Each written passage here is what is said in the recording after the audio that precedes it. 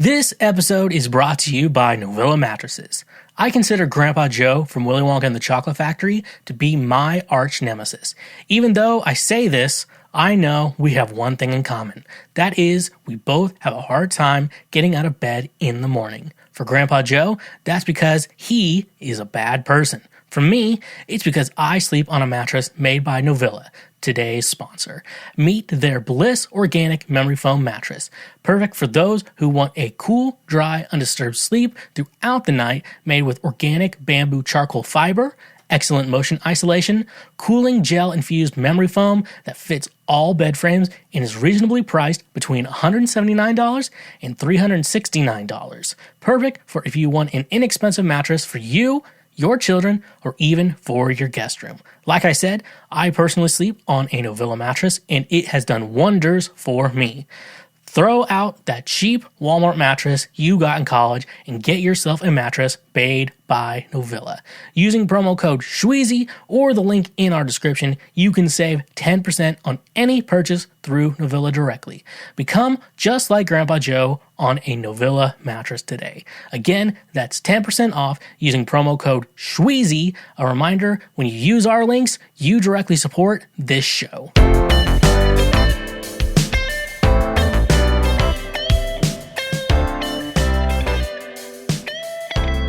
Hello, and what is going on, my fellow Schwoke Lords? What is up? Welcome to yet another episode of TheSchweezy, better known as the Lord's trademark favorite podcast. Welcome to the show today, folks. You made it. You're here. You're literally listening to the Lord's trademark favorite podcast. Welcome to the show today. I know I say this every week, and I know not everyone believes me when I say this, but this is literally our best episode of TheSchweezy that we've ever made. I can't imagine we're ever going to top this episode. So that's why it's great that you're here today to join the movement, join the process, join the thought process, join the people. We the people. Let's go Schweezy.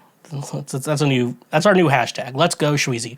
We the people, let's go Schweezy. No, so anyways, though, I am Schweezy, or some of you know me a little bit better as the Foreplay King, here to welcome you to Cancel Schweezy today. The only podcast that is the last good thing about this part of town, so commit this to memory. I think that's the wrong album.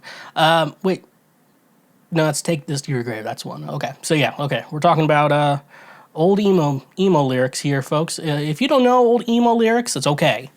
It's okay. It's like, this is what the thing I tell you. It's like, if you're like formally a conservative and you've seen the light and realize conservatives are just assholes, it's okay. I think the big thing is they're embarrassed about joining the light, and that's what we're here today. That's the point of today's episode of Cancel Schweezy, is to walk into the light, to join the light side. The Schwartz? Is that what we're calling it? Okay. Anyways, though, thank you so much for clicking on my stupid fucking face today and deciding to join us for yet another best episode of Cancel Schweezy. So if you don't know, I am also, besides the world's greatest podcaster, I also have music out on Spotify, Apple Music, Tidal, Deezer, wherever you stream it. It's under Schweezy. It's like Cancel Schweezy, but you just take the cancel out of the Cancel Schweezy, and that's where you will find me. So don't be stingy there. Make sure you go check all that shit out, and we can go full throttle from there. So don't be stingy.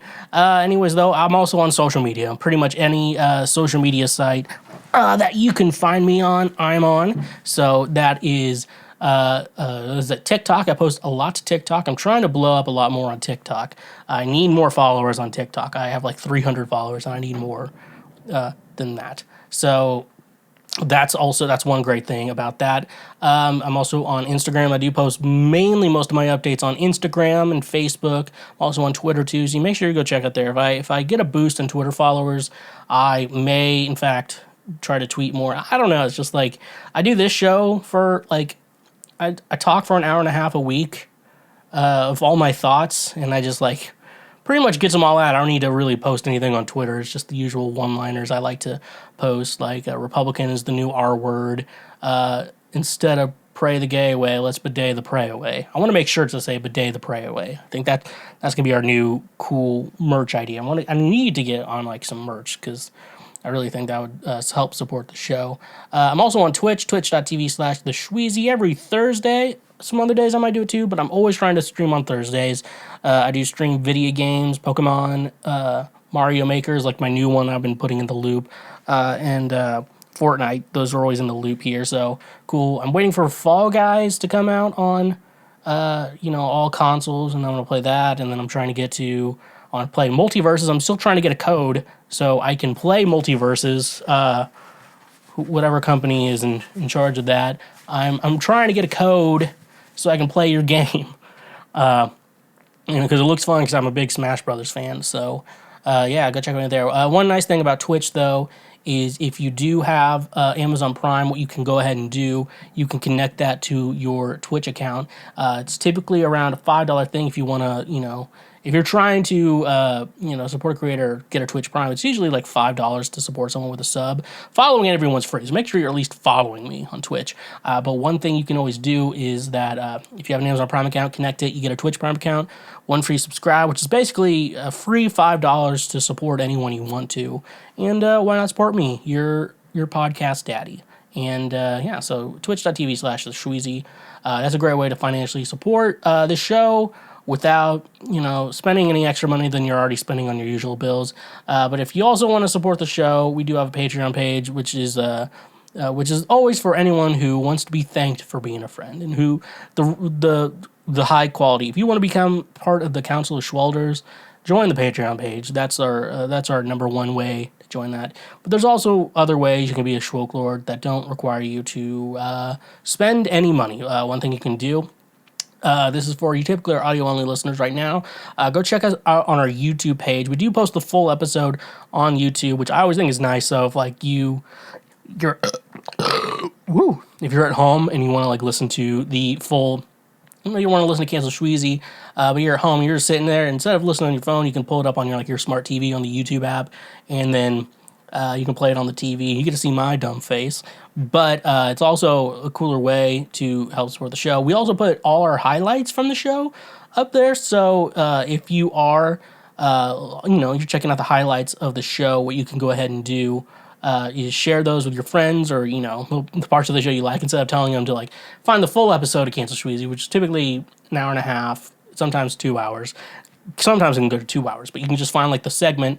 At most, it would be 15, 20 minutes long. And then what you can do is share that with your friend, and then they can listen to that. I'm gonna check out more of this guy, and then they see the recommended. We're trying to infiltrate algorithms. Hopefully I say that right with my Kansas trash mouth. But yeah, so with that, those are great ways. And obviously to help us infiltrate algorithms on all the audio-only platforms, you can always leave us a review, give us a 5, 4, 3, 2, 1 star rating. Doesn't sound like much, but on those audio platforms, that means the world in those cases. So in all cases, don't be stingy. So let's get into previous week right now. What is previous week right now, you may be asking? Well, that's why you're on the podcast today. Previous week right now is... I don't want to explain it too long. We're going over the news of the previous week, and we're going to be going over it right now. So you don't have to wait long. You have everything you need, and everything that will ever be needed is going to be here right now. So don't be stingy, and say don't be stingy. That's part of my vocabulary. That's going through my life. Anyways, though, let's just jump right into it. So we got a Garth Brooks update. I like that. And I really like that. I need to get the soundboard back because I can't just be fucking quote. I like that. I really like that. This is from Best Life Online. Only place I get my news. Kenny Loggins opens up about feud with Garth Brooks in new memoir. Do you remember that time when Garth Brooks brought his guitar to court, ready to defend himself through song? If not, Kenny Loggins' new book is here to give you a refresher. In 1991, Loggins and his guitarist Guy Thomas wrote the song Convictions of the Heart. 2 years later, Brooks released a song titled Standing Outside the Fire that Loggins and Thomas thought sounded a little too similar to their composition. Eventually, the musicians ended up in court together, and now decades later, Loggins is looking back on the lawsuit in his new memoir, Still Alright, in the book The Danger Zone. Singer shares his recollection of how the lawsuit went down, as well as what he says Brooks admitted to him. Read on to find out more about the feud between the two musicians. Fuck you, this blog article. Continue on.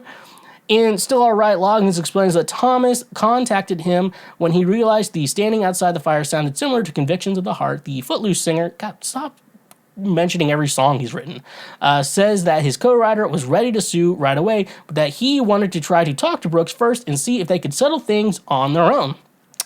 Loggins claims that Brooks admitted that he borrowed from his song, and so Loggins suggested that he and Thomas should receive a percentage of the sale. Garth didn't like that idea at all, Loggins writes in his book. His tone grew steely and defensive, as reports by Variety. In time of the lawsuit, Brooks maintained publicly that he did not copy the song. As reported by Page Six, our good friends over there at Page Six, and Thomas then sued Brooks for $5 million. When it was time to appear before the judge and jury, Brooks arrived ready to perform and demonstrate the difference between the songs. Garth actually showed up in the courtroom with an acoustic guitar, ready to play the song live for the judge, Loggins writes. Brooks' guitar didn't end up being necessary. The judge called Thomas and Brooks into the chamber, and when they emerged, Garth was ready to settle, Loggins write of the 1998 court appearance. The agreement meant that the amount of money involved couldn't be shared, although Garth had to admit to settling the suit, Loggins writes. Afterward, he said publicly something like, "Sometimes you just have to pay to get people off your back," Loggins continues. I let that one go. I haven't seen him since. The matter has been amicably resolved. Brooks' lawyer told Variety, I want to say, this is Garth Brooks talking. I hope he doesn't sue me again for mentioning that I sued him. Ha ha ha ha. You'd laugh like that. Ha ha ha ha. Sometimes you just have to draw the line. Garth is infamous for being inspired by other people's work. He said to me, well, I love that song. What he said to his co-writers was that I came really close to Confessions of the Heart and just missed, so he kind of took it and made it what he thought it should have been. Loggins explained the intention was important when it came to suing Brooks because in court the question is, did they borrow from the original song intentionally, or was there a subconscious thing when you tap into the music that's hovering over all of us and you pull something down? Loggins claimed that Brooks told him he consciously took from the song. In this case, Garth, it was a conscious effort. He told me so. He said, I want something just like this to his co-writer. That's why it wound up on the steps of the courthouse. Best Life has reached out to Brooks' representatives for comment, but has not yet received a response. Okay, so here's one thing. So when I was in school, like studying composition and like arranging and stuff like that, and I was mainly focused. When I was doing those classes, I was like, I'm gonna write jazz pieces. I'm like, that's fine. I think that's gonna be the best thing for me. I think just mentally for the music I write now, I think working for jazz big bands is good. Life's really weird. I usually record this at night, but I'm now recording it during the day, and you have sunlight coming this way. Hopefully the lighting looks good. So when I was in school studying composition, one thing, it's a basic good exercise for most people to do, is this idea of contrafacts. What the idea of a contrafact is it's a chord progression of an already existing song that because you can't copyright chord progressions. That's just number of facts. So you can't do that. There's melody. Mainly the idea is melody. That's the idea. Like last week we talked about someone's wanting to sue Mariah Carey because she has a song called All I Want for Christmas Is You, when someone else wrote that a couple years earlier. And I'm like, that case should have been dropped, like, immediately. So with this idea, like him talking about this, I never knew this story. So I'm really interested. I at least may need to read this section into the whole thing or watch someone on YouTube do the exact same thing. Going over that though, so the idea of contrafacts is the same chord progression, but you make a whole new song out of it, which is a great practice. I always say to other people, I actually just the other day, my friend realized that Charlie Puth's song Boy and my song Eggshells sound kind of similar. They do sound similar. And I'm like, And in my mind, I was like, yeah, I want, because when I wrote it, the idea when I wrote it was I wanted something that had like, I didn't want to copy the chord progression, so I never learned how to play that song. So that's a good lesson for anyone. If you like the idea of a song, of like how they do something with it, but you don't want to complete rip off of it, don't learn that song. So I remember I wanted something that like went up a scale in a similar way, and and so I started like F, G, A minor, G over B, C, D minor, C, G over B, and then C, and then I think it's C over E, F, and because I wanted something like that, because I wanted something that went up the scale like that, and so I had a friend notice that, and I was like, did you copy him? I was like, yes and no. I like the idea of a chord progression going up a scale kind of like that, but it's like a chord progression, but I didn't want to copy him exactly, so I 100% believe we have a difference in the songs, so, but I don't think he's going to want fucking my royalties. Charlie Puth's not going to try to run for my royalties. Even though I will still claim I didn't copy this. I didn't copy the song. I copied the idea of chord progressions going up a scale. Like, that's not something you can copyright. With this, though, like, yeah, it sounds like Garth was kind of doing the same thing, or at least his co-writers. I don't know who all wrote his song with that. They were probably trying to do the same thing. And it's very easy. If you look at One Direction songs, like, there's one song that sounds like Pour Some Sugar on Me, and they're like intentionally trying to make something with that energy and some chord progressions, and somehow they got like Def Leppard to not sue them over them. Like, they could clearly have a case with that song and get money for it, and like they could get a good chunk of change for that, but they're like, no, we get it. So it's one thing like that. So I think the one thing is, G, he admitted to, obviously he's like, I want something that kind of sounds like that. And we all kind of, and that's just the thing with songwriters. Like, you hear a song and you're kind of like, I want a song that kind of, not necessarily sounds, but feels like that. It's just a normal songwriter thing. So it's not uncommon to be like, I want a song that feels like that.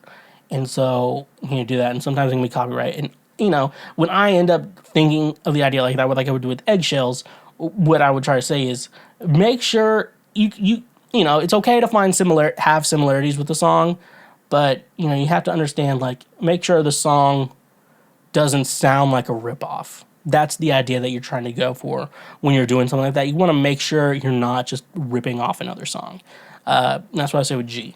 And also, Garth, what the fuck happened to my dad, Garth? Still haven't heard an alibi from you about why my dad is currently dead. And so we don't believe you're the murderer. You're just a suspect. Just give us an alibi of everywhere you were between April 15th, 1958 and April 14th, 2022. That's all we want, Garth. What happened to my dad, Garth? Father's Day is coming up, Garth.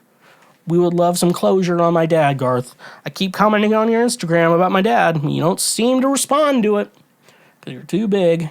Whatever. Where are the bodies, Garth? That's a good question. Where are the goddamn bodies, Garth? G.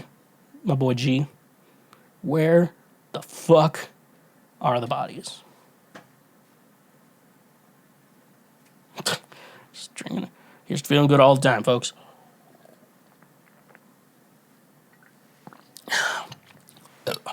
My hand gets cut off by the brick wall, not a green screen, just the realistic brick wall. From a Kotaku report, Microsoft Kinect creator resigns after being accused of watching VR porn at work. Whew, that's a lot.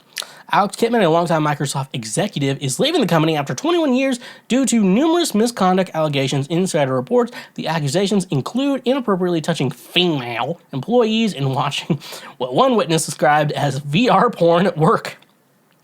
Many in the game may recognize Kipman from Xbox motion sensing accessory Kinect, on which he guided development leading up to its 2009 debut. Microsoft touted the Xbox 360 and eventually Xbox One peripheral as the next big thing in gaming at launch. But Kinect was officially put out to pasture in 2017 after not achieving the critical and commercial success Microsoft no doubt envisioned for it. Kipman later took on a similar role in the creation of HoloLens mixed reality smart glasses that, much like Kinect, have largely failed to catch on. Behind the scenes of all this technology wizardry, Kitman said to have fostered and difficult environment for the people working alongside him. That's a typo. Kotaku, figure that shit out. One former Microsoft executive told Insider that he witnessed Kitman rubbing a woman's shoulder when she tried to stop him. Kitman continued anyway, despite her looking, as the executive put it, deeply uncomfortable. Uncomfortable is also the word a different Microsoft employee used to describe the VR porn incident. In May, Insider reported that as the company mixed reality team experimented with a prototype one evening in 2015, Kitman put on a VR headset to test it out. The video he chose was of an overtly sexualized pillow fight that could be seen by everyone in the room through a monitor that mirrored the peripheral's displays. Working with Kitman reportedly got so bad that over 25 employees contributed to a document compiling similarly negative interactions with the intention of sending it to Microsoft CEO Satya Nadella. According to 3 sources, managers even warned others not to leave women alone with Kitman. Insider previously detailed Kitman's indecent behavior in a May report about Microsoft's Golden Boy, a group of corporate leaders who have contributed to a toxic culture of harassment and abuse at the massive tech company. At the time, Microsoft didn't confirm or deny the charges against Kitman, and internal emails to Microsoft staff seen by Insider concerning Kitman's resignation make no mention of the event leading up to his departure. Speaking to Kotaku, a Microsoft spokesperson would only say that organizational changes have been made to its mixed reality team and that Kitman will leave the company to pursue other interests after assisting with a 2-month transitional period. First of all, let's read the last paragraph here. Kitman will leave the company to pursue other interests. After pursuing other interests, I think we know what those interests are. Very much born. This is the horniest dude, I think, who's in a position of power. I have to say, like Harvey Weinstein just like wanted girls to suck his dick, and he's just like, I'll get you in a movie if you suck my dick, which I know is wrong. But at the same time, you're also thinking like, but also at the same time, like thinking about me, a guy, and the other guy's like, if you suck my dick, I will make your dreams come true. And to be honest with you, I don't think that's that bad of a proposal. I know it's wrong, and it's different for women. As a guy, though, it's just like, I know everything's wrong with it. I'm just saying, like, you get to the point where, like, not struggling through life, be like, I just have to suck one dick. Like, that's not that bad. Like, no one's gonna call me gay. You're like, yeah, I sucked his dick. I didn't like it. I don't think I'm gay. Anyways, though, no, let's continue back to this motherfucker. So here's one thing. I get the appeal of VR porn. I bought like a really cheap headset one and be like, I wonder what porn's like through this. I'm like, this isn't good. Maybe I bought it too cheap of a headset. Maybe he's born with it. Maybe I'm able. So we have that long running thing.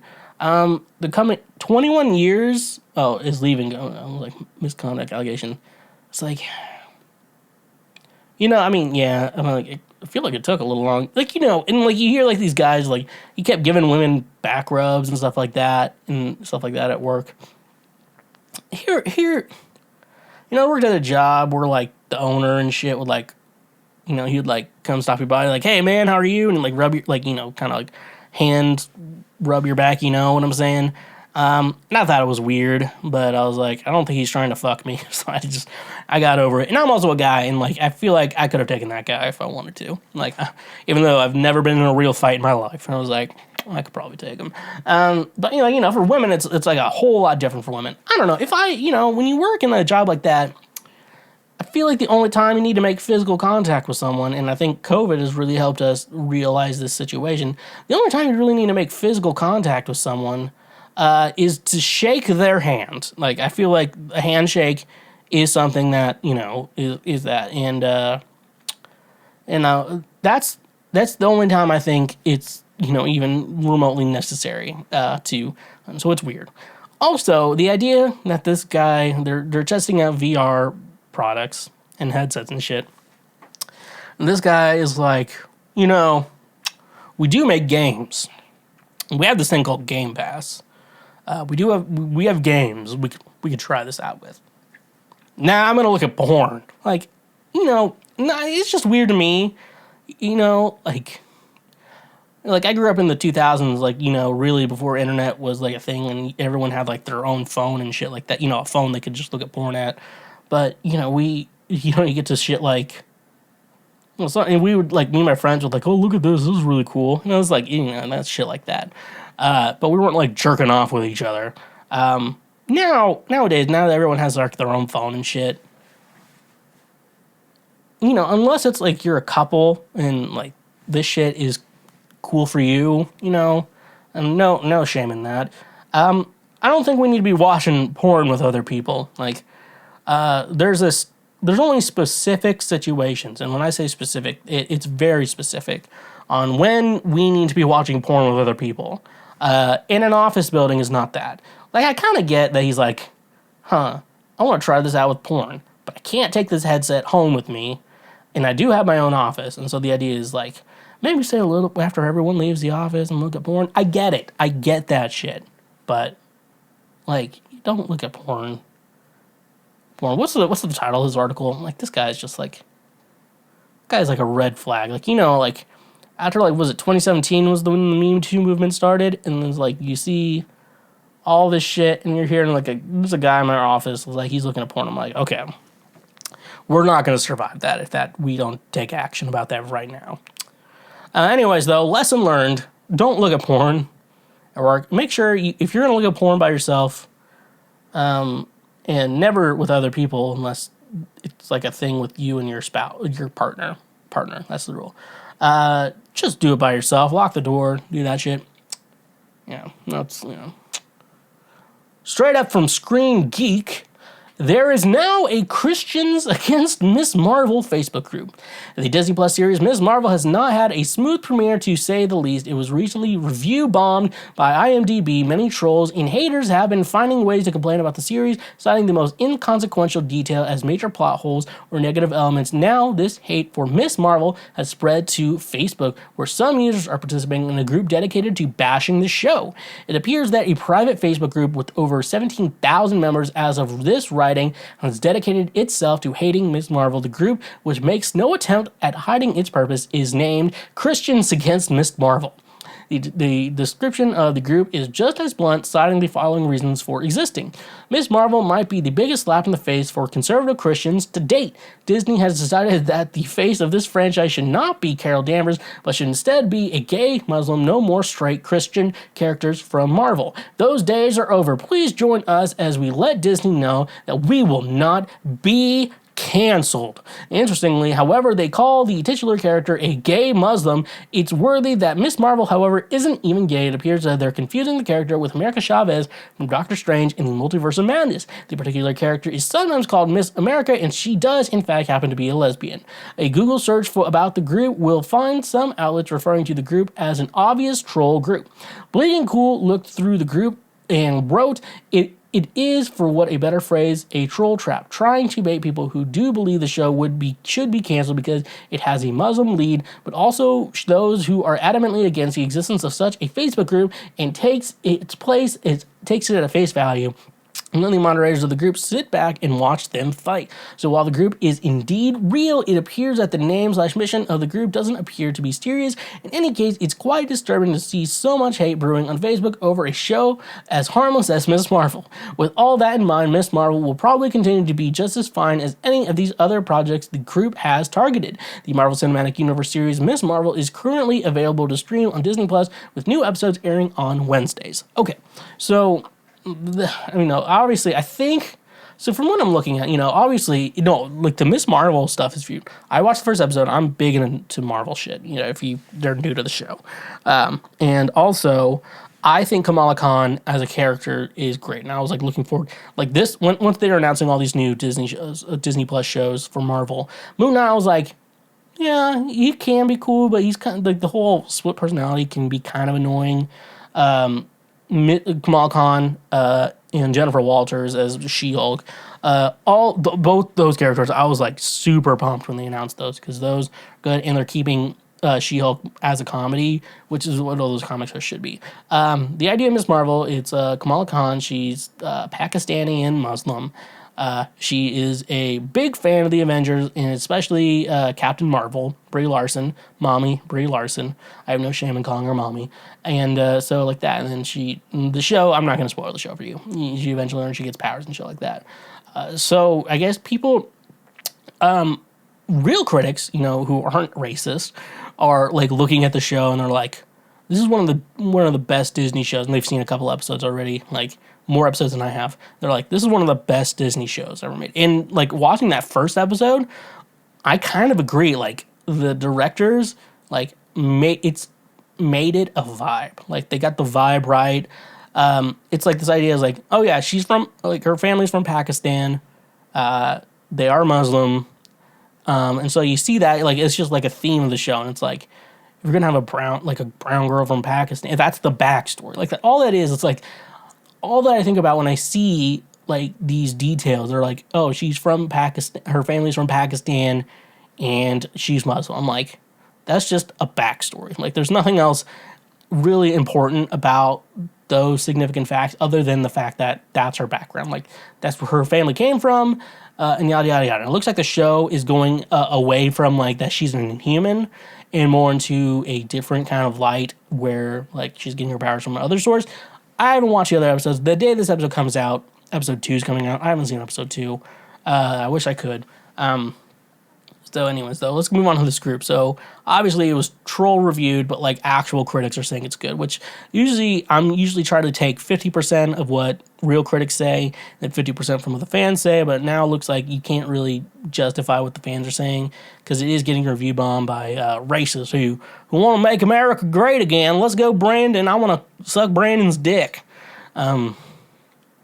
Anyways, so yeah, this group, it reminds me of the Mothers Against Fortnite group I joined, which is not active. I wish it was active, it's not, because I joined it when I wasn't playing Fortnite, and now that I am playing Fortnite, I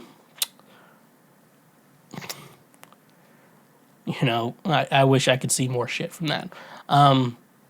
So yeah, they're I mean, I get the troll idea of it. I get where the trolls are coming from with this. They're like, they're trying to replace Carol Danvers with a gay Muslim, and I'm like, first, she's not gay. I think they're gonna like develop a love interest throughout the show. So I think one episode is out right now. Hold your tits, calm your tits. Eventually, stuff like that. America Chavez is the gay one, so I don't know why you're not against Doctor Strange. Maybe because you're not watching either of these shows.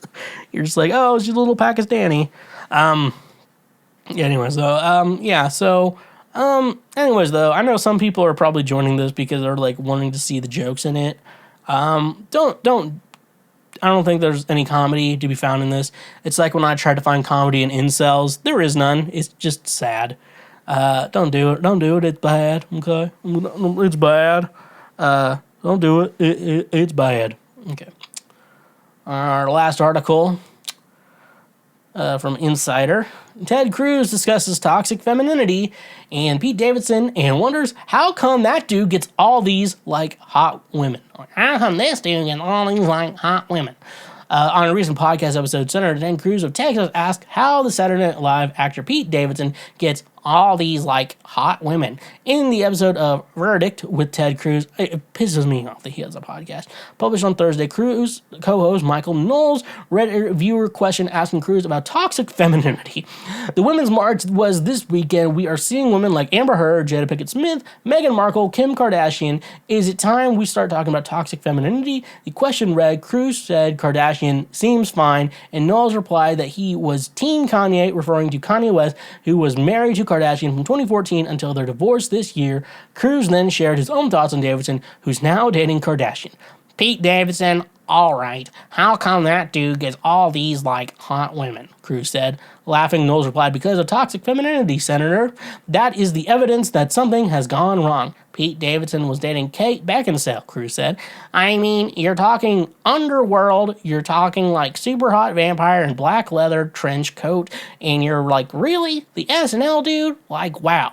Cruz was referring to Beckinsale's role as a vampire in the 2003 movie Underworld. Beckinsale and Davidson dated briefly in 2019. Cruz often comments on pop culture. On a podcast episode later, he described Thanos from the Avengers as a rabid environmentalist, and in 2018, he speculated about who the the Simpsons would vote for. So, why does Ted Cruz? Can we not have Ted Cruz have a podcast? I guess this guy who's referred to as Knowles, Michael Knowles, he has a co-host. Of course he does. I don't need a co-host because I'm better than everyone else. I'm also not dating anyone. That's why I don't have a co-host. He's like, who is Knowles? Like Knowles just like sucking Ted Cruz's dick, that tiny little dick that, like, there's guys who are like growers, not a shower. Ted Cruz is not a grower, not a shower. That's how I imagine his dick. I like how he's jealous of Pete Davidson. I'm like, Ted Cruz, have you looked at yourself? You're like the one time, like, you're like, guys, if a guy can grow a beard, it makes him look better, But Ted Cruz did that, and he looks worse. Like, I was like, how do I hate his face even more now?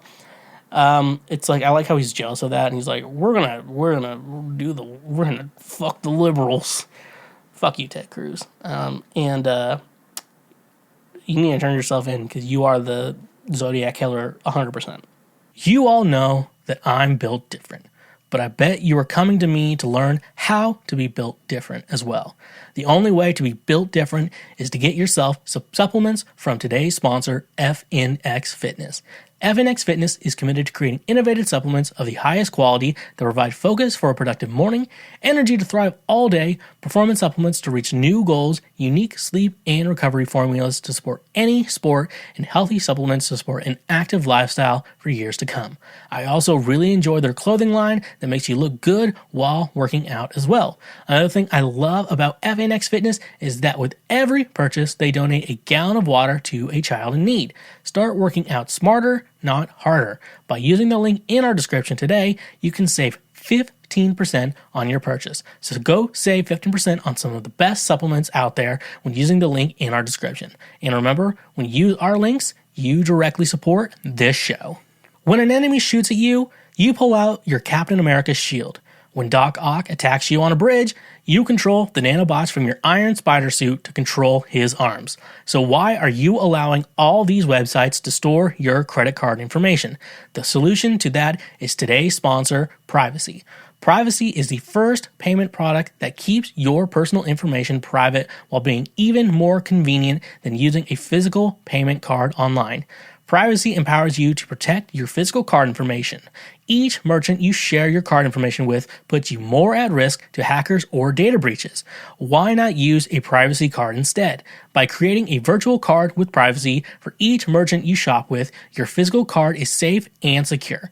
Privacy cards can be paused or closed at any time, preventing any future transactions from being authorized. Privacy cards can also be single-use, meaning they close after just one authorized transaction.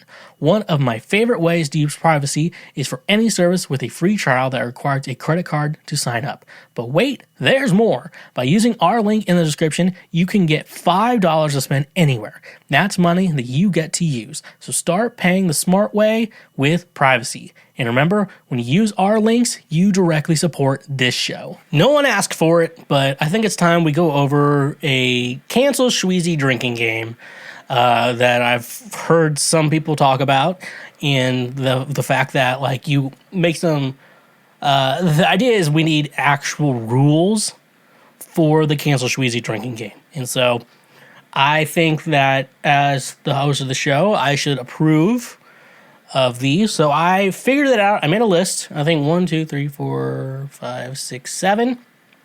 There's only 7 things on this list. I mean, it's an hour and a half show. There's not too many things we go over. But, like, also at the same time, like, when you play a drinking game, you don't want to die. And so that's the whole point of the cancel Schweezy drinking game. So here are the rules to the cancel Schweezy drinking game that you all may want to. So drink when Schweezy talks about, first of all, his dead dad. So, that's somewhat of a new one, at least since April. Is somewhat more of a new topic on the show. My dad is dead. Garth Brooks, what the hell have you would give us your alibi, Garth Brooks? We need your alibi, Garth Brooks. The next one is If I bring up Brie Larson, or if I say mommy, it's usually Brie Larson. That's usually who comes up in those situations. If I bring up any particular instance of not being stingy, or the soundboard says not be stingy, come on, Mark, don't be stingy. Basically, if the word stingy comes up, then obviously you take a drink. Another one is growing up in church. If I talk about, it's like, I grew up going to church, that's because I typically have to say that for all the new people who, like, if anyone's new to the show and you're like, this guy really has a bone to pick with Christians. I was like, well, I mean, I grew up doing that shit. I probably stayed there until I was like 23. And like I was there too long, and like there's still part of me there's part of me that like there's something there for a part of me on most of that. If I say the words "tracking desire, a journey after swallowtail kites," that's one of my friend Josh Casey, author of "Tracking Desire, a Journey After Swallowtail Kites." He was the one who wrote that book. Not Susan Cerulean. I don't know who the fuck that is. If I say the sentence, let's go full, if I say full throttle, not throttle, if I say full throttle, that is also another time you drink. Let's go full throttle. It's from a very weird obscure video of a guy who sent a video message to a girl, and he has a weird accent. He's like, let's go full throttle. And so now I just use full throttle in my day-to-day life. The final one is if I bring up anything about pooping. Now, it could be using the bidet. It could be how bad of a shit I had the other day. My diarrhea. If I had diarrhea. If I ate something that gave me pooping. Anything involving pooping. That is another drink. So, yeah, that's the Cancel Schweezy drinking game. Do it at your own safety. I don't know what advisory I'm supposed to give, but do it at your own safety, because I don't think I'm not an adult enough to be telling you to be safe and shit like that. All right, season 4 of Stranger Things just came out, and so I had to talk about it. Now, I'm usually pretty good at not spoiling things for people, but Stranger Things is like my one franchise that I'm like, I will spoil that for fucking anyone. I don't give a shit.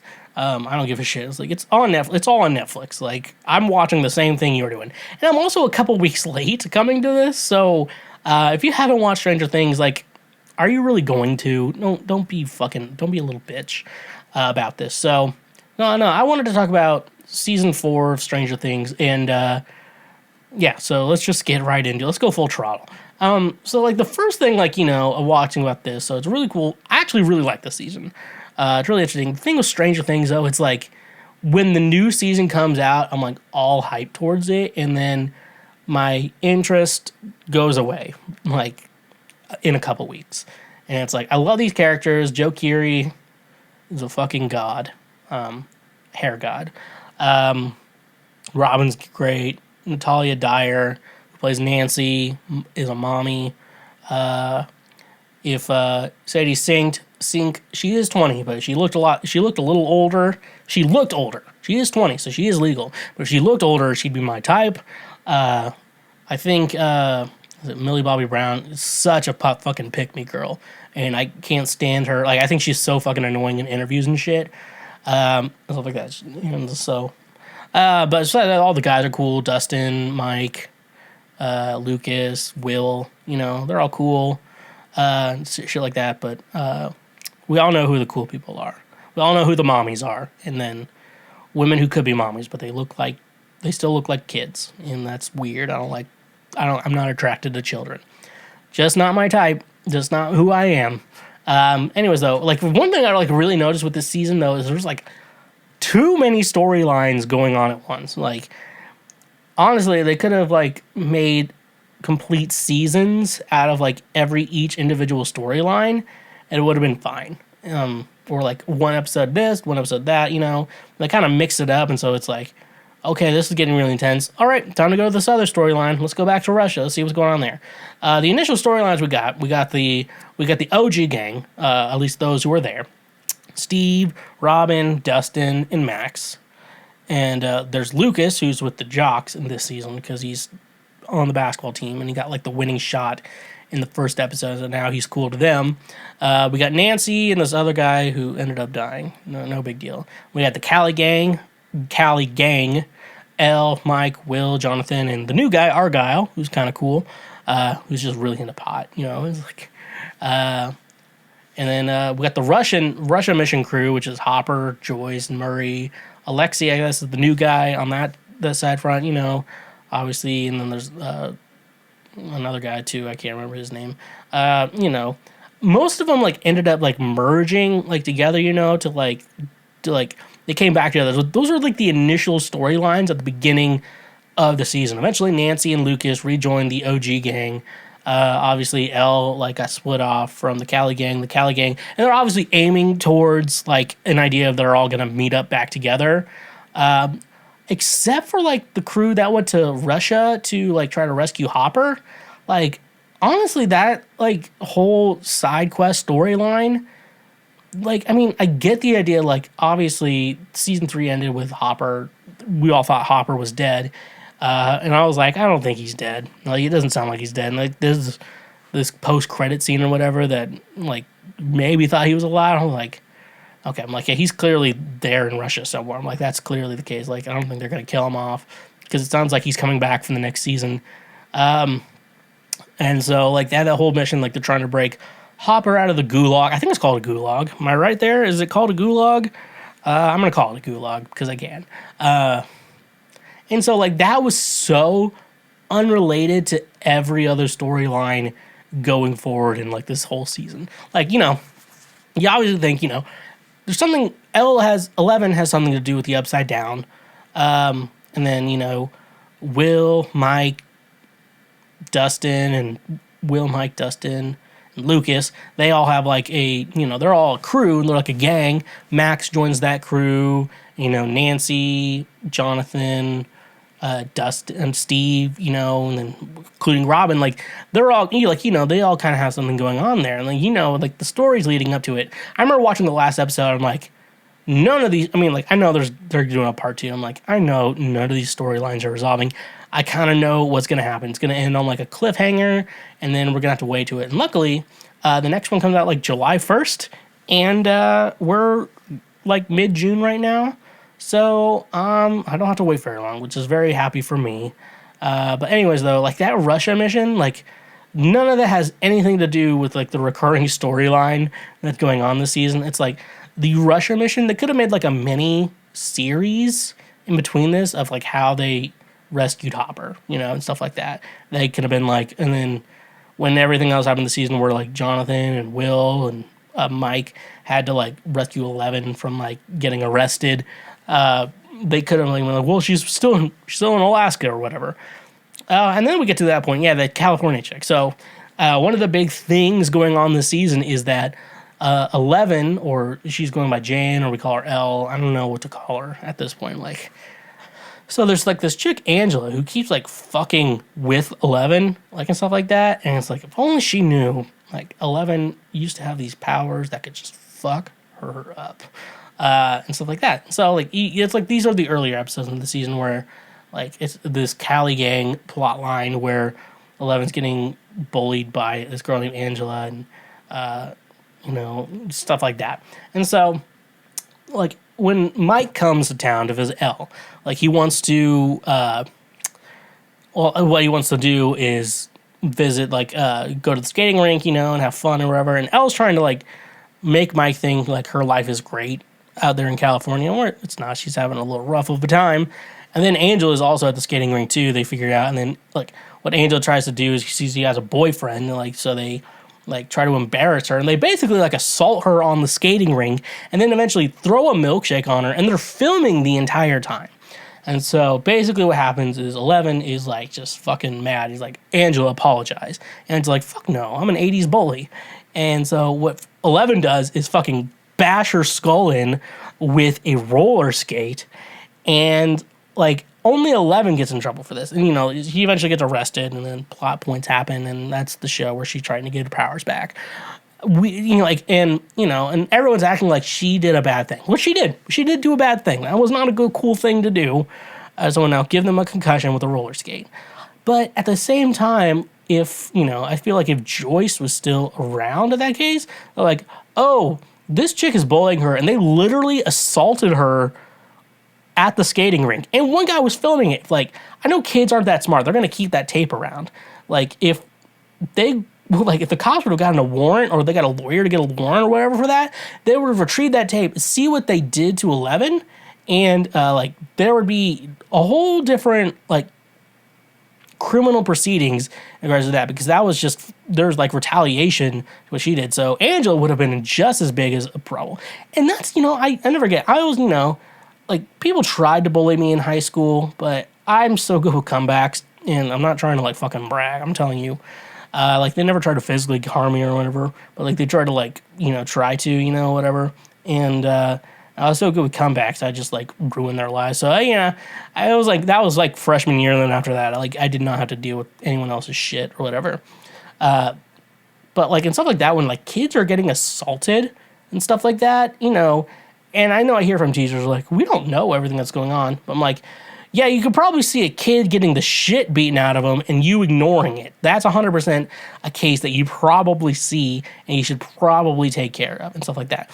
And, and I think about it as an adult. If, someone punched me, which I lived in a place where that was a big chance of an aggressive narcissist roommate who could have just attacked me at any moment, and I just had to be safe. The idea, if an adult attacks another adult, that person's getting sued, they're getting assault charges, they're getting arrested. But somehow we get to a point where it's, kids doing it, and it's that's just kids bullying. If I have a kid and another child is physically assaulting my child, I'm 100%, we're doing legal proceedings against that kid. We'll talk to their parents, be you want to do something about your kid? And they're nope. And I'm all right, cool. Kid's going to go to juvie because your kid's assaulting my kid. And I teach my kid, let's get some video proof. Your kid is assaulting the kid, yada, yada, yada, and stuff like that. So Angela, anyways, though, I'm going on a whole rant here.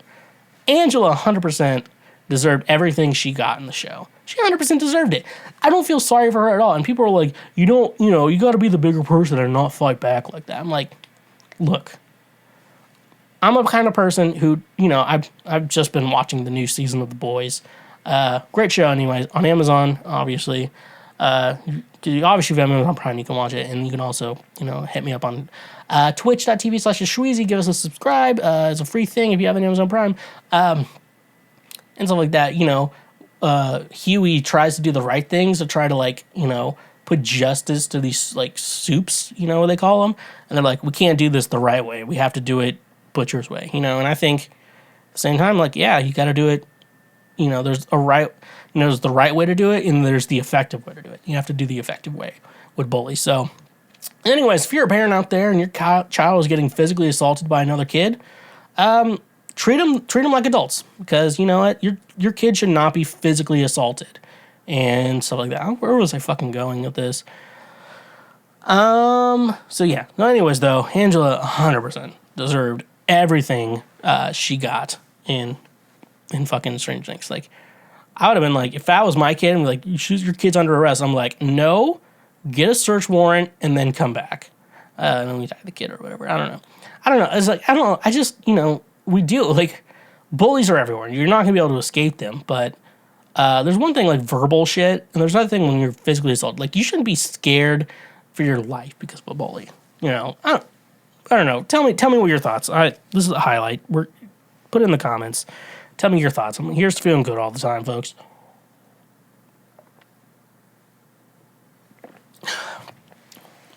All right.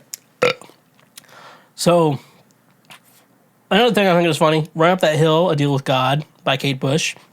It's now back on the Billboard charts from this show alone, which is insane, which is also, it's just a music guide. Also, what's the credibility of these Billboard charts now, where it's a song from the 80s, the idea is, when you release a song, it goes on the charts, it has a lifespan, and then it eventually dies down and goes away.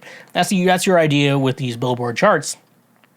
Now it's a song from the 80s that was a very, very key song on a TV show can now rejoin the charts or whatever. I don't know. That's just a quick thought I had. Another one. So in the show, eventually there's the Vecna. Vecna's the real villain. It's this show is basically this whole dark underworld type thing, and these kids are trying to view it through the lens of Dungeons and Dragons. And so the Vecna is is the killer of this. They explain it better in the show. And this show that it has 1 week, so it's been going around killing all these people. It's like at first it gives them like traumatic experiences, and like they go through that and all that shit. And then eventually, what happens is he eventually goes and kills them, and it's like very horrific the way he kills them. It's like that. But they realize that the one weakness is music, especially like someone's favorite song. Like they figure that out through the show. Don't want to spoil everything for you. I'm only spoiling a bunch of things. So Max, the character, ends up getting cursed by this thing, and she ends up like after they play "Romp That Hill, A Deal with God" by Kate Bush on repeat, and like eventually that helps her from the curse and keeps everything from happening. So that's the thing. So that's a cool plot point. It's like music is winning. And I'm like, as a music person myself, I always think like, oh, this is awesome. Like how music is like really saving someone's soul. Like music really is the reason. Also, this is the 80s, and there's all these, and then they're using a cassette player, like a Sony, like one of the really nice Sony cassette players. I was alive in the days of CD players, cassette players. I assume cassette players take less power from battery or whatever, and I typically grip a lot of CD players. I had a cassette player, but when I really got into music, it was CD players. So we didn't have rechargeable batteries back then. Not everything was rechargeable. How the fuck do they never have a battery problem with Max's cassette player? I was expecting, I'm expecting, and this may happen in part 2 or whatever, the next segment of this shit. I'm expecting there to be, like, the batteries are dead. Do we have spare batteries? I'm expecting that to happen. Because that didn't happen. I was waiting for that to happen throughout this, the end of the series. I guess the first part was, like, help Max not be cursed, but now it's like, I guess we're making Max safe as long as she has this cassette player. I'm expecting a problem to rise where the cassette player is a problem. Like there is a problem, and they, the batteries are dead. Levels find batteries. We need batteries, and stuff like that. They maybe like take it out. I don't think the flashlights are big enough. Like they're too big batteries or whatever. So, that was another plot hole I found with this season. But overall, I thought the season was stellar. I'm like on edge to see how this ends, even though I think Millie Bobby Brown has insane pick me girl energy, and that drives me crazy. But she's good at acting, so I don't have to worry about that when I watch the show. It's just when I see her literally everywhere else. So yeah. All right, to end this segment, I want to go over some more Christian cringe from Relevant Magazine, the magazine that tries to make Christianity hip, which we've learned cannot happen and is toxic and is also a cult. So let's go over this article. Why do so many people talk about Jesus but not read the Bible? Anyways, though, I guess I have to go over who the author is. When I do go over like the news articles, I don't really care who the author is. I just give the source, and if you want to justify the truth behind it, do whatever the fuck you want. Anyways, though, but I feel like with this, we should start going over the authors of these articles. And this was written by Shane Pruitt. His little bio on Relevant: husband, father, directors of missions for the Southern Baptists of Texas Convention. Red flag. Baptists are just racists who want to be Christian, who want to go to heaven, but are also racist. Of Texas Convention, which is even more racist. Writer and communicator, and then his website and Instagram and Twitter. Like, we're not going to go over that. I'm not going to promote his shit. Anyways, though, let's read what he has to say about why people like Jesus but not the Bible. Let's just go into it. My wife Casey, very much white, and I have 5 children. Our oldest 2 are both girls, 11 and 6, and 5 children. God, dude, we're a fucking condom. And they both love to play with Play-Doh. They have all the colors and all the tools necessary to mold, shape, and build anything their vivid imaginations can come up with, okay? Now for a moment of confession. I love to play with them and create as well. It reminds me of my childhood, but my daughters often will put me in timeout when I mix the colors to create new ones. It's what I always did as a kid, but they can't stand it. Daddy, you're ruining it. Which is weird. Don't let your kids call you daddy. The reason we all like Play-Doh as children is because we believed we could create anything we wanted. We mold, shape, and bend. Plus, if we didn't like how it was turning out, we could pick everything up, roll it in a ball, and start over. I believe this is the same reason why so many people love to talk about Jesus, but don't actually read the Bible. In fact, we've all heard people say such things as, I love Jesus, but I don't like the Bible. I have a deep respect for Jesus, but I don't agree with the Bible. Is it possible that we are worshiping a Play-Doh Jesus? Meaning the main reason we don't have an issue with Jesus is because it's Jesus that we've created by our own imagination. We'll shape, mold, and bend him to be what we want him to be. Then, the very moment the particular Play-Doh Jesus no longer appeases us, we just roll him up and start over. We create different Jesus more to our liking. When we do this, we are not worshiping the Jesus of the Bible, but rather a Jesus that we've created in our own minds. The Jesus of the Bible will regularly disrupt our lives, call us to difficult things, and stand in opposition of our personal preferences. He often does the opposite of what we think he should. Let's be honest, his holiness, his demand upon to deny ourselves, and his commandments to love others can all get pretty annoying in our pursuit of happiness. The Jesus of the Bible challenges our indulgences. He congests the egoist fine arts of looking out for number one, so our natural inclination is to shape Jesus into something more palatable to our personal opinion and preferences. Left to our natural devices, we don't want to be created in Jesus' image. We want him to be created in our image. We don't want him to be the one in control. We want to be in control. We don't want him to be the potter and for us to be the clay. We want to be the potters and for him to be the clay in our hands. We want to shape and mold our God to care about what we are about. We want to label him as a Republican or Democrat. We want to picture him as white, black, or brown. We want to... I can't do this. What?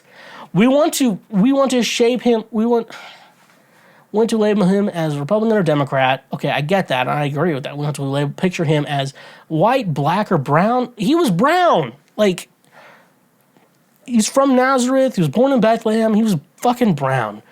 We want him to be passionate about what we're passionate about. We want him to be angry about what we're angry about. He thinks he should tolerate what we tolerate. If this idea of what you've created Jesus to be what comes to mind, what you worship, pray, sing, lift your hands, give, serve, and live, ultimately that is idolatry. It is the worship of some created idol. You are worshiping a misrepresentation of God, of the Bible, one to whom you simply attach the name Jesus. It's sinful on our part because it's not the true Jesus of the Bible that we're worshiping. If you truly love the Jesus of the Bible, then you will also love the Bible that tells us all about him. We know nothing about the person and the life of Jesus apart from the Holy Scriptures. The extra biblical things we think we know about Jesus are simply inventions of man. Jesus said himself that we must worship in spirit of truth, John 4:24. An accurate view of him is absolutely necessary to authentic worship. So who is the Jesus of the Bible?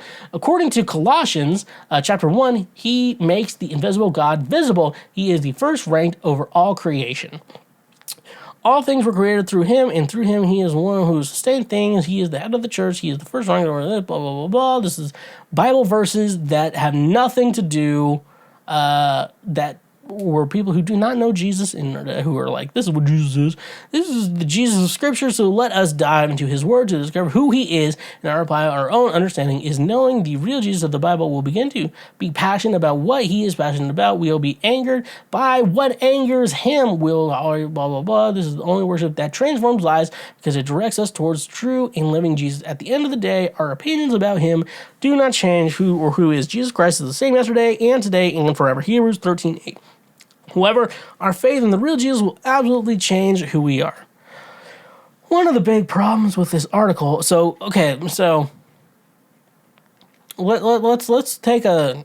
let's be logical about this. So probably some atheist here is like jerking off right now. So I like the idea of Jesus. Like, as someone who grew up in the church, everyone take a drink. I grew up, I like the idea of Jesus. The thing is with who Jesus is, like they have there's prophecies about him in the Old Testament, and there's people who talk about him in the New Testament. But but I will say is though, the only books if you're wanting, so where people were like, I liked Jesus. Some people talk about Jesus, but not read the Bible. So here's the thing with how the Bible is written. So I'm a believer that the Bible was inspired by God and Jesus, but not written by them. So these were written by men. So Matthew, Mark, Luke, and John, those were books written by disciples of Jesus and / friends of Jesus who, I will say, followed him around and watched him do shit. And they wrote that shit down and I guess published it or whatever the fuck you would call it or whatever. Book of James, that the idea of that book, that was Jesus' brother. So he's doing shit like that. Then we have, the books of Paul and stuff like that. And so the difference between like the Bible and current literature is the idea like some of these people were inspired by Jesus and like, knew him in some form or level. Colossians, I don't think those people knew Jesus was. And a lot of times they were messages from Paul. So you have Paul's personal beliefs. And like I say, you want everyone to believe the same thing, but everyone's going to believe a slightly different thing from everyone else. When you read a book written by Paul and follow what Paul says about the Bible, you're worshiping Paul. You're not following the teaching of Jesus. You're following the teachings of Paul. So to be honest, why people like Jesus, because Jesus was actually a good person. And no matter if you believe he was real or not, you could take these lessons from Jesus and be like, I want to try to live my life like Jesus, like he was a servant, even though he deserved to be the savior. Like, I love the idea of that. You could take the idea of Jesus being a fictional character and living like him and be like, I want to live my life like that. These are like good allegories for how I want to live my life. And when you read these other books of the Bible that were, no book in the Bible was written by Jesus. None of them. They're written by people like me and you.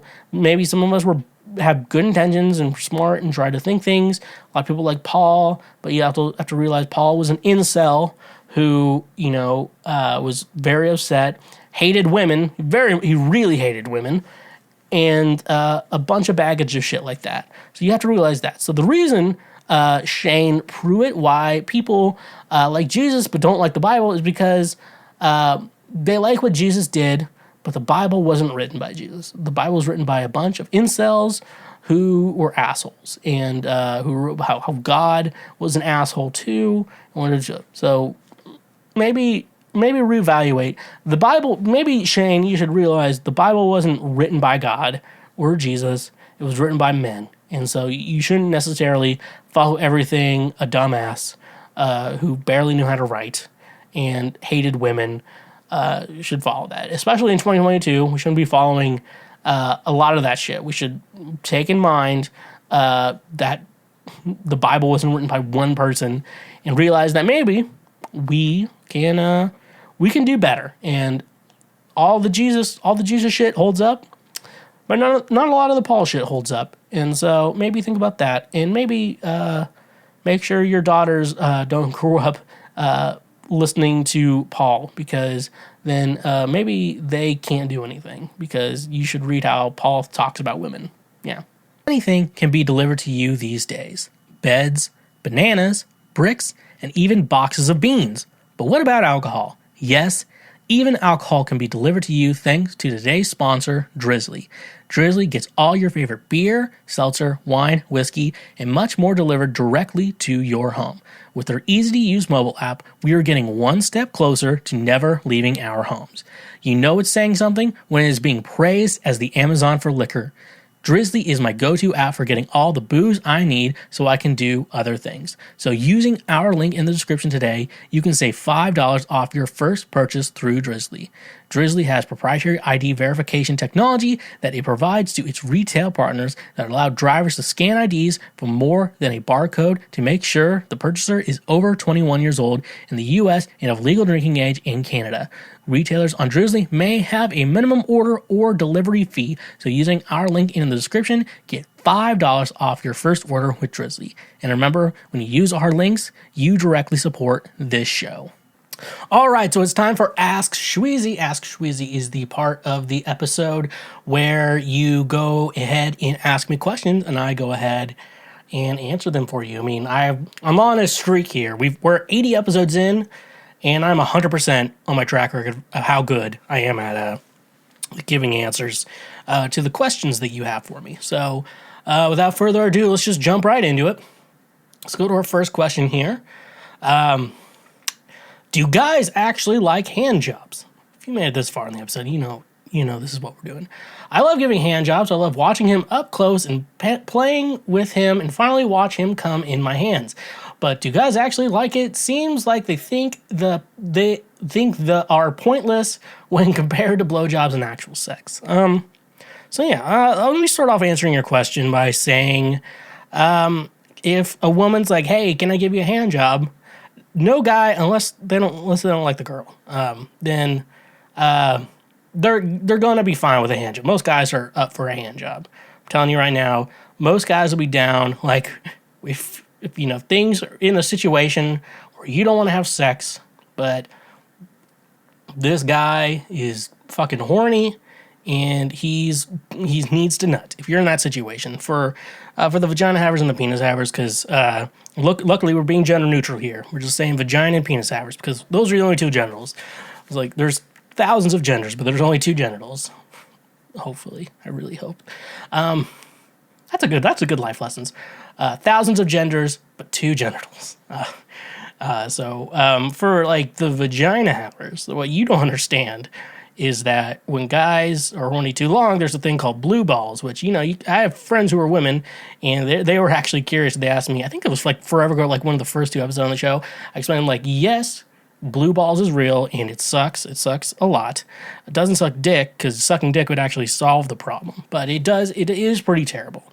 Now, however, blue balls isn't an excuse for a guy to, like, force a woman to have sex, or, like, for a woman to feel obligated to make a guy come. That's a rule I generally have. However, I think the vagina havers need to, be a little mindful and be considerate that blue balls are horrible for guys. And so don't try to put a man in a situation where they're probably going to get blue balls. That's the way I answer questions. Like, is blue balls real? That's how I answer that question. So now, let's say you're in the situation where ladies, sorry for my microaggressions, for the vagina havers out there, for vagina havers, I'm thinking, I'm assuming you're a vagina haver who identifies as a woman. So here's the thing with the hand jobs. Like, we'll take one if you like giving hand jobs. We're 100% able to go full throttle. Everyone take a drink. With that, the thing is though, it sounds like from your experience, you're a cum goblin. Well, cum goblins are cool. I don't know. I don't think we should be calling you a cum goblin. Maybe we should figure out another term for you. You're pretty cool though. You're a girl I like. I want to hang out with. I'm going to assume you're a cis woman, okay? So just to answer this, we continue here trying to answer questions about this. So it sounds like you have everything figured out. At least you know how to get a guy off, because I've never had a good hand job. And I'll be 29 soon. I'm almost 30. And saying that I've never had a good hand job says a lot about the society we live in. That I personally, in my own personal experience, only me have not have a good hand job. So, we don't mind it. If you're good at it, yeah, we're down for that shit all the time. It's better your hand than my hand. The problem is, like, I know as an adult, most adults think, like, when you're a kid, you're like, oh, I'll take a hand job. But, like, and as an adult, like, oh, I'll take a hand job. Okay. It's like, it's not as, you're not as enthusiastic about a hand job as an adult as you are when you're a kid. The thing is, most women / vagina havers, who I'm talking about today, are not good at giving hand jobs. Guys are good at giving hand jobs, or penis havers, because we know what we like. So it's a little like sex with everyone. Everyone's a little different, and so you gotta figure that shit out. So that's the thing, though. So it's like a blowjob, like, blowjobs are more like pizza. Blowjobs are more like sex and pizza. You know, like it's always gonna be pretty good. There's a lot of bad pizza out there, and then, I mean, actually, I'm pretty picky on pizza at this point in time in my life. But anyways, though, it's similar to that. So the problem is why you hear a lot of guys being like, I don't want to get a hand job. It's because a lot of women aren't very good at it. They like try to go up and down, and it's dry, and like you want to spit on it or something like that. You know, it's just I feel like your mouth.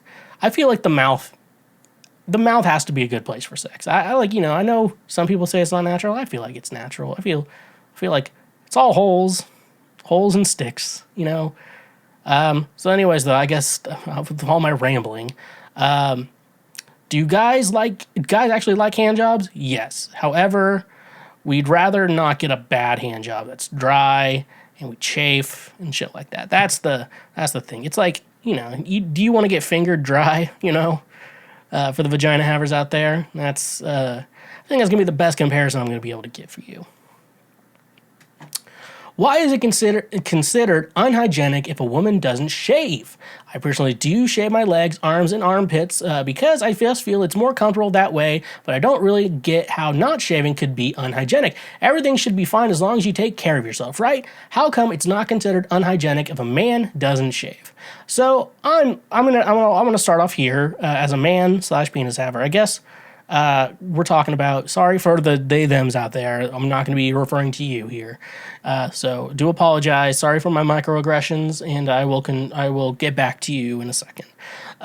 For that. So for men, why they think women who don't like shave their body hair and stuff like that is because men aren't as good at hygiene as people say they are.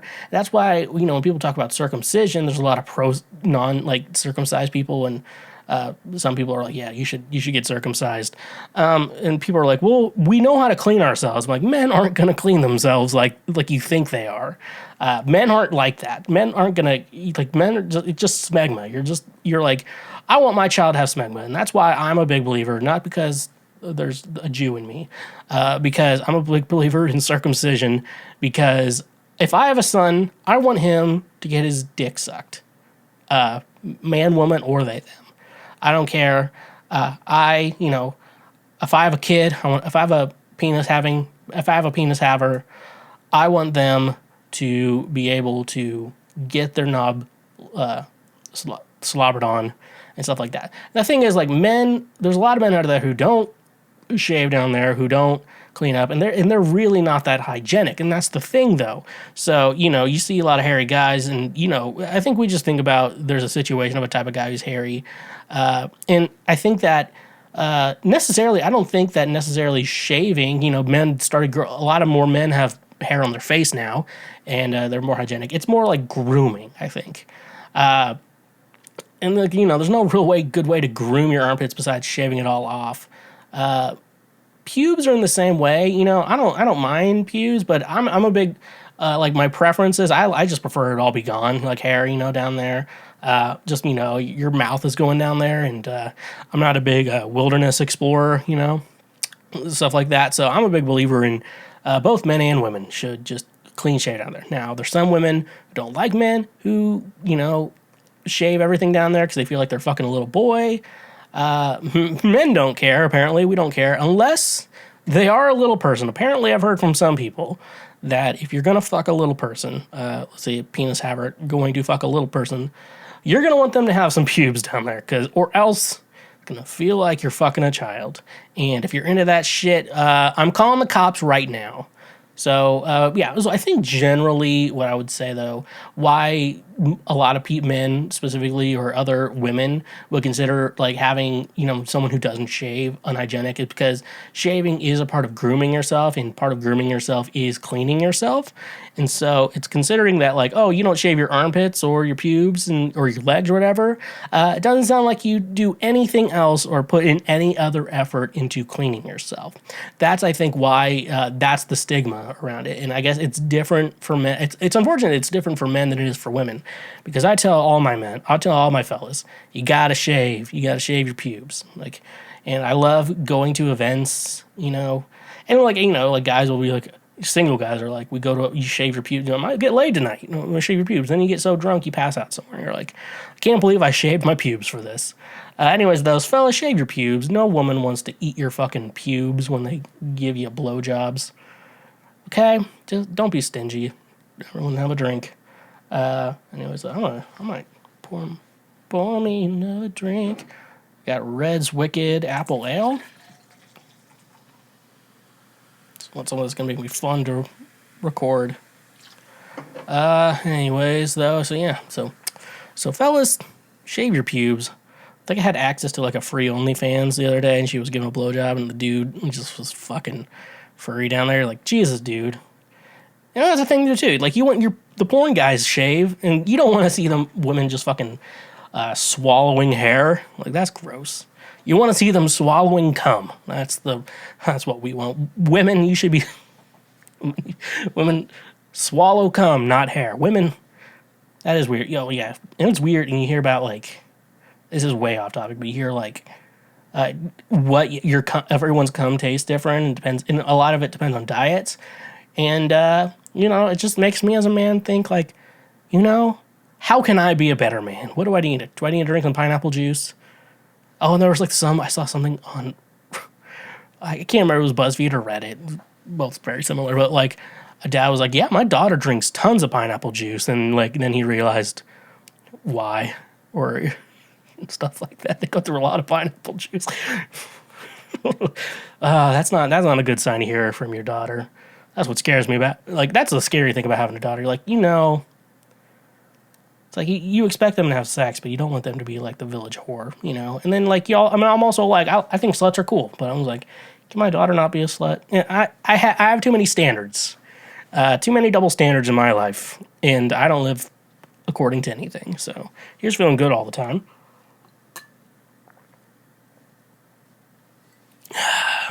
Okay.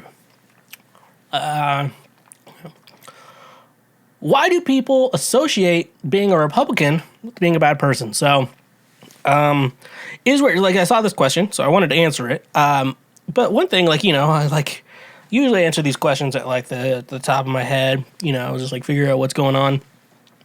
But then I saw someone talk about it on Reddit, and so therefore I decided to read a list off for you and then respond that way. So why Republicans are bad people, shitty human beings, not worthwhile, not worth existing. Here's why. They do not care or to protect our environment, which is very weird because because generally, liberals live in cities, conservatives live in country areas, and the nice country areas are what we're trying to save. I don't consider myself a liberal, but like I do think, we should not destroy the environment because a lot of that environment has to exist for us to exist. And I don't think really people are like, global warming doesn't exist. It's just because they don't understand the science. I don't understand the science either, but I think it's real because someone smarter than me said so, and someone I believe said so. So that's why. Anti-voting rights and now outright anti-democracy, the idea that their party is the one who wants to like limit voting, and the idea of why only one specific party wants to limit voting is because they think that there are more liberals than conservatives, and so if they can limit, they try to go against, not let people who would typically vote liberal vote. That's their goal, and it's a pretty shitty thing. And they're anti-democracy, and they want to live in like a fascist world. Like, do you know what fascism is? Like, probably not. That's why you're voting conservative. They support almost all things in the corporate wealthy interest, but oppose most things for everyday people. It's like you're like, I don't want to get these welfare checks to people, and it's like if they raise the minimum wage, then I make minimum wage. I'm like, then you negotiate with your boss to get better wages, or you work this easier job that does pay you, and you get to work easier. You can spend more time with your family. That's called supply and demand, dumbass. Anti-healthcare for all, which is so fucking stupid because, first of all, people are like, it just wouldn't work here. I'm like, okay, works in literally hundreds of other countries. but it doesn't work for us for some reason. It would never work for us. Are you R-worded? Which they are. They're Republicans, but they don't understand. And I think the big thing is, talking to my dad, may he rest in peace, Garth Brooks, give me your alibi. He was like, like it was like the Affordable Care Act. Like people were supporting that, but they're like, well, I'm against Obamacare. I'm like, they're the same thing. You just don't like it because it's Obama, okay? Stuff like that. Like, just it's fucking stupid trying to talk to someone about healthcare. I'm like, how will we pay for it? And I had to tell this to like my 80-year-old aunt.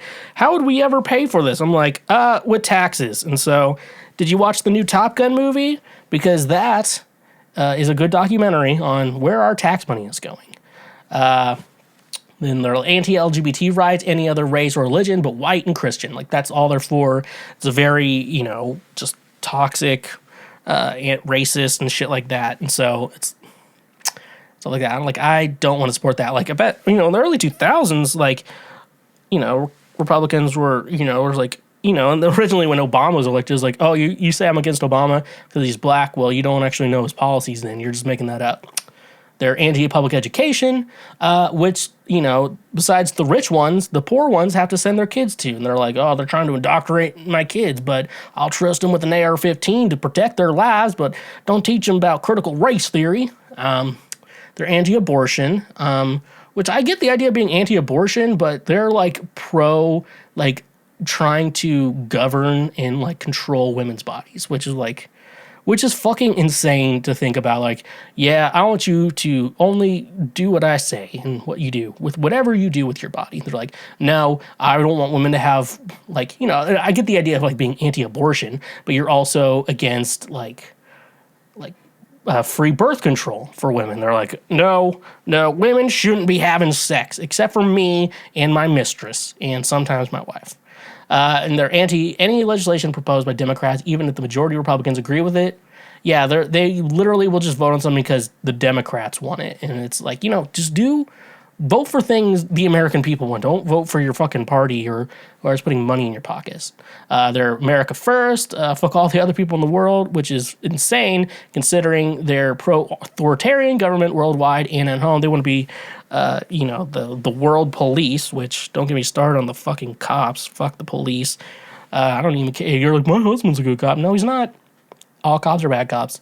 Anti-science, which also explains why they're anti-public schools. They oppose truth, facts, journalism, statesmanship, net neutrality, vaccines, masks during a pandemic, public assistance during a pandemic, which is insane because that affects people who typically vote Republican. Oppose living wage for workers, which is insane because that's the majority of people who are voting. Opposed organized labor, which would fucking help you in your job. And they condone hate, racism, and white supremacy, intimidation, and insurrection against our government in multiple baseless conspiracy theories like QAnon and whatever the fuck, George Soros or whatever. I try to like learn what like deep state was. I'm like, are you fucking stupid right now? Almost said the bad word, but I did not. And so that's it. So I think hopefully those explain why Republicans are fucking dumbasses. How come people can be so calm around horses while one kick to the heart can can instantly kill you? For me, this is actually a very interesting fear I have. I'm not scared of horses and shit, but like getting hit, like getting back kicked by a horse fucking terrifies me. So I'm like, when I'm around a horse, I'm like, all right, I'm on the front of you, just petting you. We're friends, right? I've ridden horses before. And like, it's not, that's the thing though. It's like, I was fine with horses, then I learned that fact, and I'm like, I'm out. Anyways, though, I think the big lesson there for you is to not be a fucking idiot and respect the animal. Like, like you wouldn't fuck up. It's like fucking around with a dog. Eventually that dog is going to fuck around back and never come back again or whatever. So, yeah, no, I'm actually, I'm not like terrified of horses, but I'm terrified of getting back kicked by a horse because like it's like something, I don't know, I can't remember how pressure of like punches and shit works. All my physics knowledge goes into how sound works, but I think it's like 1,000 pounds, a 1,000 pound punch, which considering you meet a professional boxer, it's not like fucking Rocky. They punch you and they're like, pop, and like you barely even see their arm move, and they just fucking knock you out cold. If they're standing still and they punch you. So I don't know how much is that. That could be like 200 pounds, I don't know, or PSI or something like that. I believe I'm probably wrong here, and someone's going to fact check me. A horse back kick is like 1,000 PSI. Let me just Google that. PSI of a horse kick. There we go. 200 PSI. I was way lower. PSI of a professional boxer. Throw a punch between 1,200 1,700 PSI. Can be the average person's hitting force. Okay, so actually a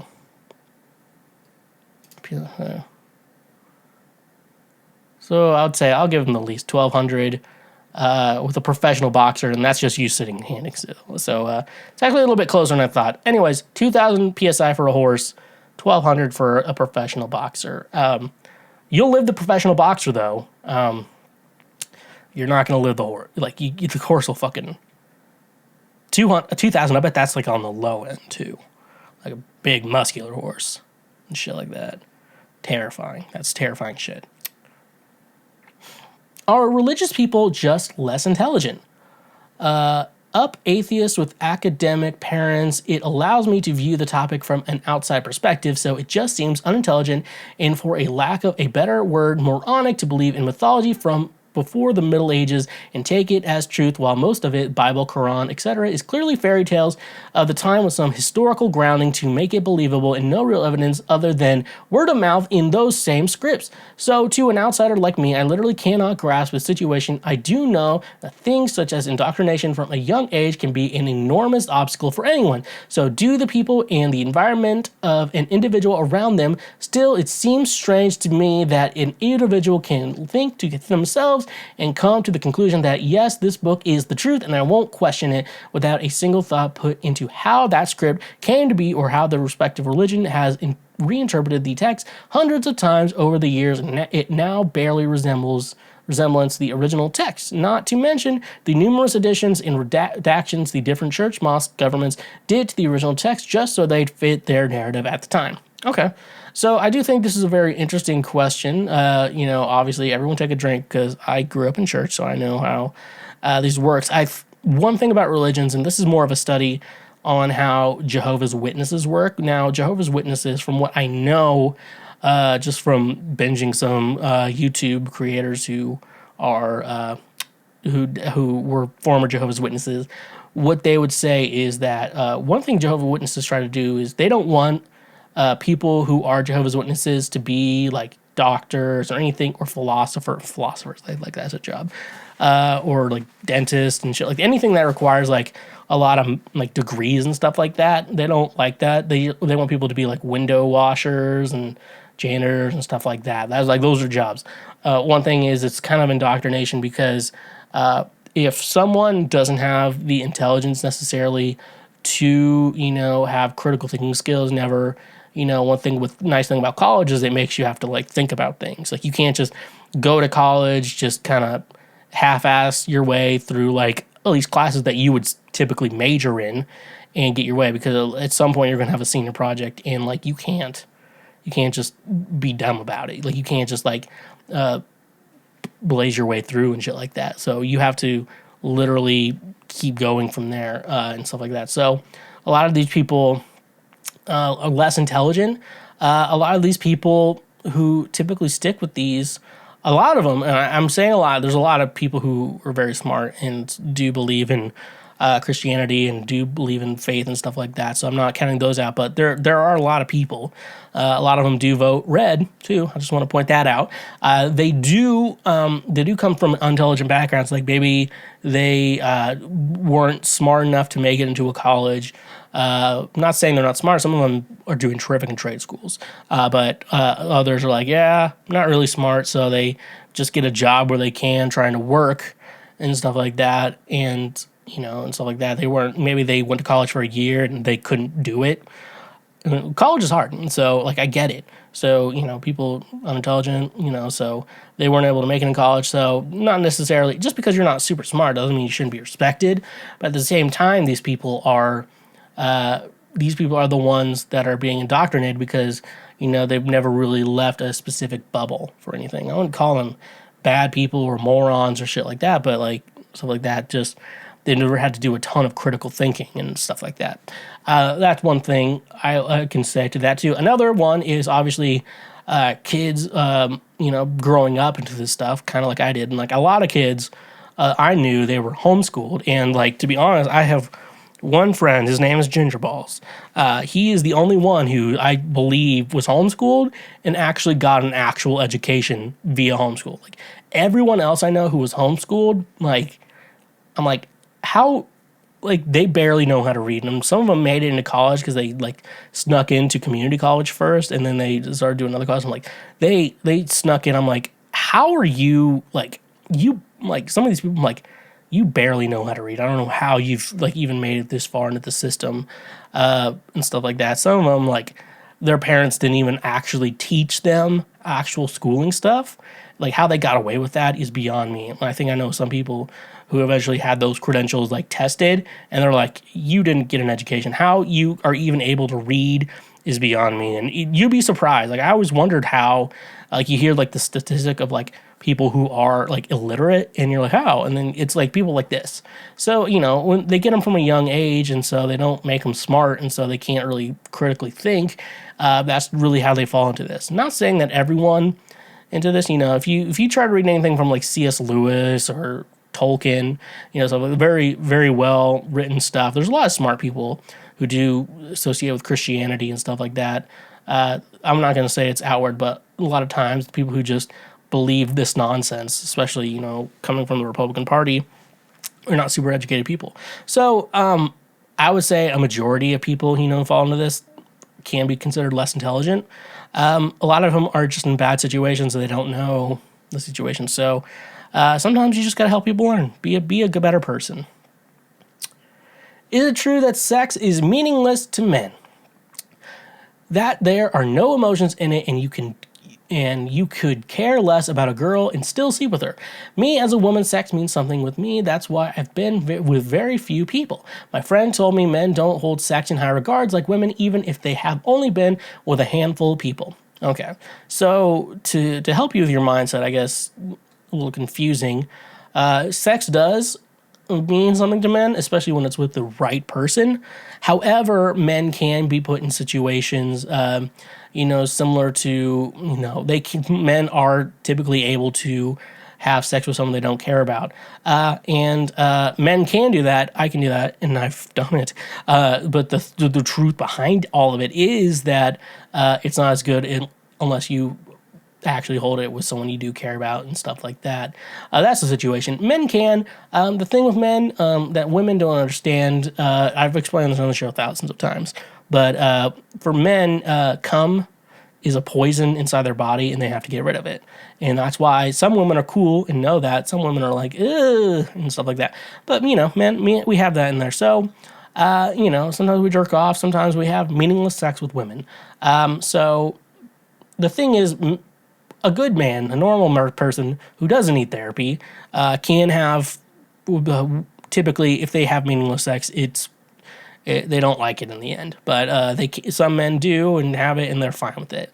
It's just different for men, just because we have this biology of where we got to get rid of this poison in our bodies, where women don't have a poison in their bodies they have to get rid of. Unless they get pregnant, then they need to get rid of that poison in their body. Am I right? Anyways, though. Yeah, I hope that explains that for you. Here's to feeling good all the time, everyone.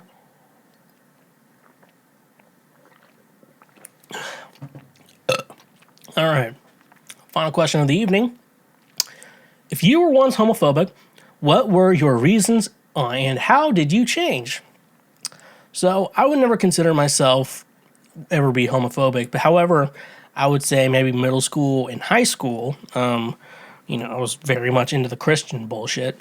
And I would say at least of it, I believe that the Bible said that being gay is a sin, and stuff like that. So I changed. I met people in high school who were gay. And this is late 2000s, early 2010s, and you meet people and my brother was gay, and so I never say I was like actually homophobic. In my mindset was always like being gay is a sin, and stuff like that. So I get why some people are homophobic. Some people are just scared, and I think the idea is that they think there's been like this rumor. I don't know. I think, and the Christians are probably the ones to blame for this.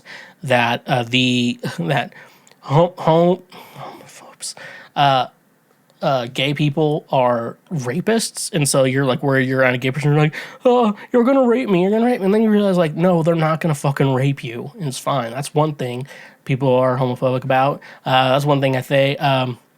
Most of the reasoning I think is religion.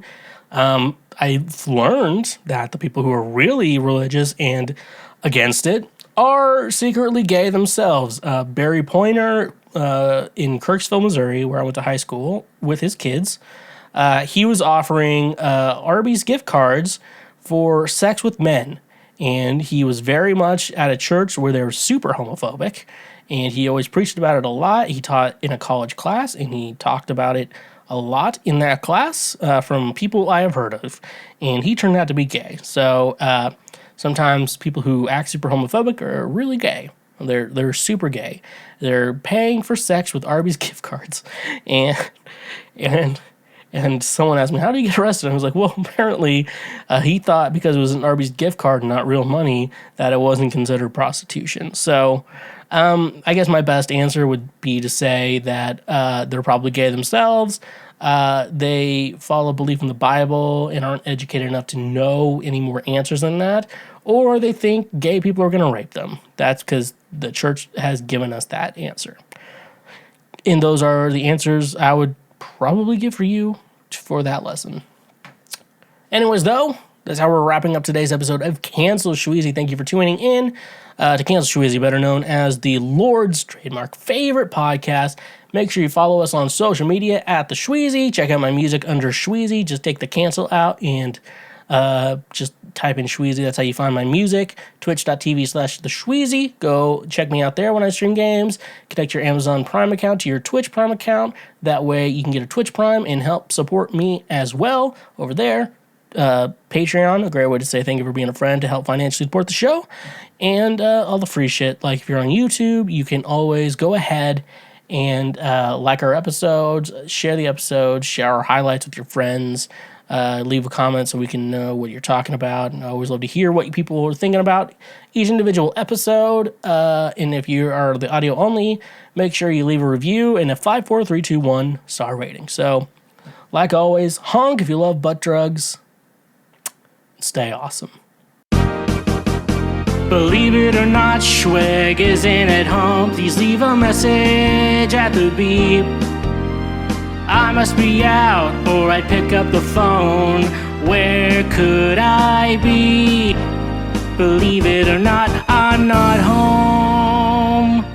Hey, you just finished a full episode of Cancel Schweezy. Thank you so much. Wherever you are listening or watching this show, make sure you smash that subscribe button that we can get notified anytime we release new episodes. And like I said before, honk if you love butt drugs and stay awesome.